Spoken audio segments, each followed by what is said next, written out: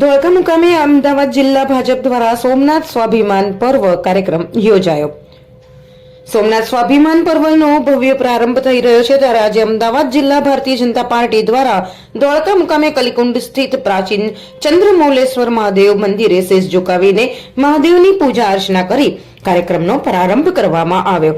આ પર્વના ઉપલક્ષ્યમાં સોમનાથ જ્યોતિર્લિંગ સહિત દેશભરના શિવાલયોમાં 72 કલાક સુધી અખંડ ઓમકાર જાપ ગુંજી રહ્યા છે।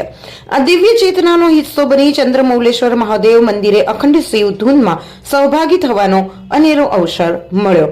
આ પ્રસંગે પ્રદેશ ઉપાધ્યક્ષ શ્રી ભરતભાઈ પંડ્યા, અમદાવાદ જિલ્લા ભાજપ પ્રમુખ શ્રી શૈલેષભાઈ દાવડા, ધારાસભ્ય કિરીટસિંહ ડાભી, માધુભાઈ ઠાકોર, જિલ્લા મહામંત્રી નવદીપસિંહ ડોડિયા, ભરતભાઈ મેર, મહેન્દ્રસિંહ મંડોરા, ભાજપ પ્રમુખ સુનિલભાઈ પટેલ, તાલુકા પ્રમુખ વિષ્ણુભાઈ પરમાર, પ્રમુખ ચેતનસિંહ ગોહિલ, સંગઠનના હોદ્દેદારો, નગરપાલિકા પ્રમુખ અશોકભાઈ મકવાણા, મહિલા મોરચાની બહેનો, પાટીદારના હોદ્દેદારો તથા કાર્યકર્તાઓએ ભજન મંડળી અને ભાવિક ભક્તો ઉપસ્થિત રહ્યા હતા।